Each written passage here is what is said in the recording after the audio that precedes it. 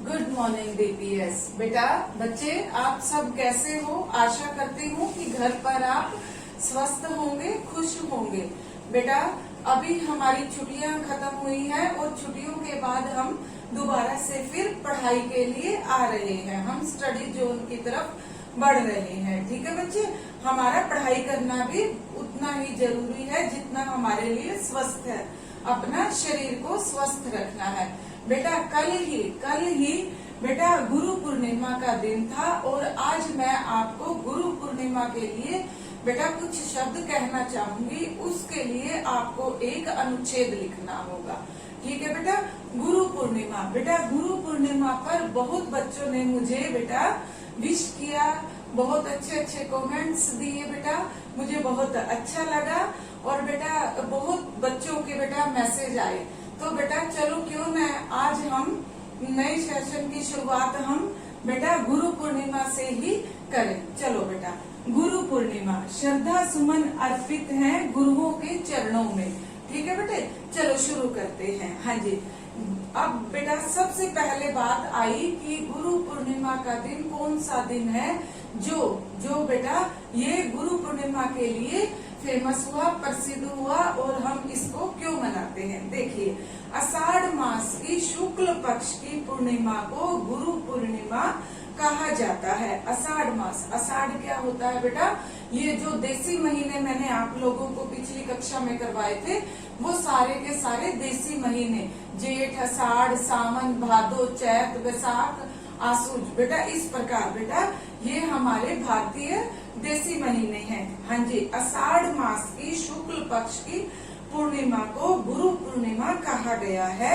गुरु पूर्णिमा भारतीय संस्कृति की महान परंपरा की साक्षी है। इसमें गुरु को देवताओं के समक्ष और यहाँ तक कि देवताओं से भी उन्हें ऊपर बताया गया है। तभी तो कहा गया है कि गुरु और गोविंद दाऊ खड़े काके लागू पाए, बलिहारी गुरु आपने जिन गोविंद दियो बताए। यानी कि गुरु और गोविंद दोनों के दोनों सामने खड़े हैं, लेकिन मैं अपने उस गुरु को नमन करती हूँ जिन्होंने मुझे उस परमात्मा से मिला दिया है, उस परमात्मा से मिला दिया है। हाँ जी, गुरुओं की महानता को देवताओं ने भी बेटा स्थापित किया है। मनुष्य रूप में अवतार लेकर देवताओं ने अपने गुरुओं के चरण दबाए हैं और उनसे ज्ञान प्राप्त किया है।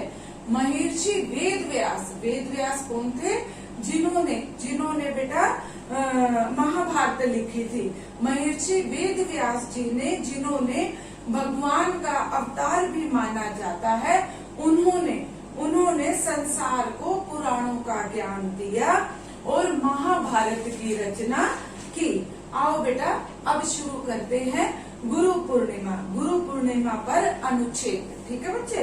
हाँ जी, गुरु से श्रेष्ठ कोई भी देवता नहीं, गुरु की कृपा से बेहतर कोई भी लाभ नहीं।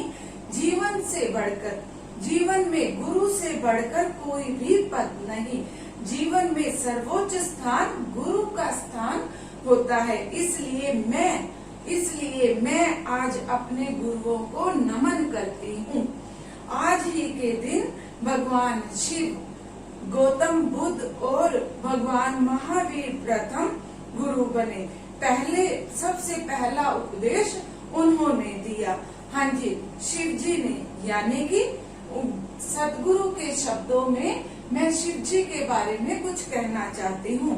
शिव जी ने सप्त ऋषियों को योग सिखाया, यानी कि सप्त ऋषि तो बेटा आप जानते ही हो। हाँ जी, सप्त ऋषियों को योग सिखाया। शिव को आदि गुरु कहा जाता है। 15,000 वर्ष से भी पहले गुरु पूर्णिमा के दिन सप्त ऋषियों को पहला शिष्य बनाया और उन्होंने योगिक विज्ञान की शिक्षा दी। पहले उपदेश में कहा उनकी क्षमता वर्तमान से बहुत आगे बढ़ने की है। सप्त ऋषियों ने इस ज्ञान को लेकर वो पूरी दुनिया में गए और धरती की हर आध्यात्मिक प्रक्रिया के मूल में शिव का ज्ञान है। कहने का भाव ये है कि आध्यात्मिक जो प्रक्रिया है वो शिव जी की ही देन है। हाँ जी, अब देखिए दूसरे नंबर पर मैं आपको बताना चाहूंगी दलाई लामा के शब्दों में, बुद्ध ने 5 भिक्षुओं को धर्म उपदेश दिया। बुद्ध ने 5 भिक्षुओं को धर्म उपदेश दिया। तकरीबन 2600 वर्ष पूर्व पहले तथागत बुद्ध ने आषाढ़ी पूर्णिमा के दिन सारनाथ में 5 भिक्षुओं को धर्म का पहला उपदेश दिया था। इसे प्रथम धर्म चक्र परिवर्तन कहते हैं। इस पूर्णिमा को बौद्ध संघ दिवस कहते हैं। बुद्ध ने उपदेश में 4 आर्य यानी कि श्रेष्ठ सत्यों को बताया है। कौन कौन से है? सबसे पहला दुख है, सबसे पहला है दुख है। दूसरा है दुख का कारण है, दुख का कारण है। तीसरा है दुख का निदान है। चौथा है निदान का मार्ग निर्वाण है। इसमें कहने का मतलब क्या है कि ये जो संसार है ये दुखों का घर है। इसी के कारण यही दुखों का कारण है, यही दुखों का कारण है। और देखो साथ में दुख का निदान है। निदान का अर्थ क्या होता है? हल, यानी कि यदि समस्या है तो उसका हल भी है। निदान का मार्ग निर्वाण है। इन संसार में दुखों से बचने का एक ही बेटा हल है। वो हल क्या है? वो है मोक्ष की प्राप्ति। मोक्ष की प्राप्ति ये बेटा किन्होंने शिक्षा दी थी? ये बुद्ध जी ने शिक्षा दी थी। अब देखिए आचार्य विद्यासागर जी के शब्द। हाँ जी, वो किन के लिए उन्होंने ये शब्द बोले? महावीर जी के लिए उन्होंने ये शब्द बोले। अब देखिए महावीर जी ने 5 यम बताए हैं। 5 यम बताए हैं। जैन धर्म में आज का दिन त्रिनोक गुहा पूर्णिमा कहलाता है। क्या कहलाता है? जैनियों के यहाँ त्रिनोक गुहा पूर्णिमा कहलाता है। 24वें तीर्थकर भगवान महावीर को ही त्रिनोक गुहा यानी कि प्रथम गुरु भी माना गया है। भगवान महावीर जी ने इसी दिन इंदु भूति गौतम को अपना पहला शिष्य बनाया था। उन्होंने अपने उपदेश में 5 यम बताए हैं। 5 यम कौन कौन से हैं? सबसे पहला अहिंसा यानी कि हमें किसी के प्रति हिंसा नहीं करनी चाहिए। हमें अपने मन में अहिंसा का भाव रखना चाहिए। फिर आ जाइए सत्य। यहाँ पर महावीर जी क्या कहते हैं कि हमें हमेशा सच बोलना चाहिए। फिर आ जाइए अपरिग्रह का मतलब होता है कि दूसरे के द्वारा जो दान दिया जाता है उसको अस्वीकार करना। फिर आ जाइए अचौर्य का भाव होता है कि किसी के प्रति चोरी का भाव न रखना, यानी कि किसी की वस्तु चोरी न करना। फिर उसके बाद आ जाइए अस्ते का मतलब होता है जीवन में ब्रह्मचर्य का पालन करना। ठीक है बच्चे?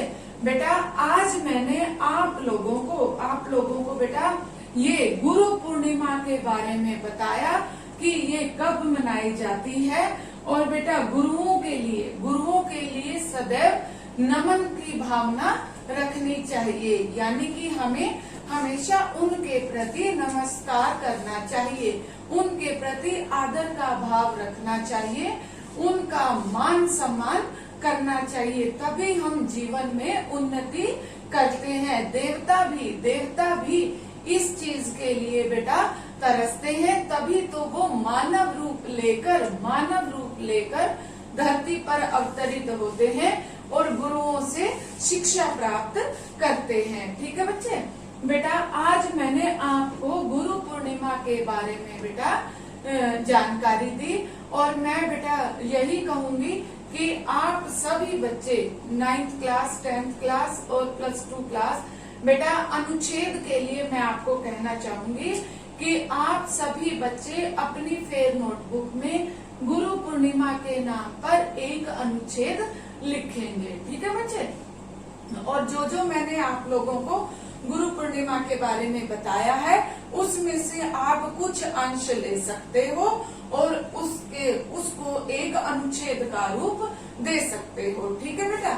हाँ जी। और बेटा बहुत बच्चों के आज मैसेज आए, बहुत अच्छा लगा।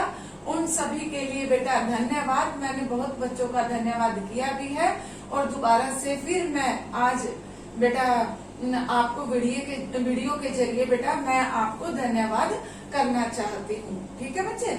हाँ जी। God bless you. खुश रहो, मुस्कुराते रहो।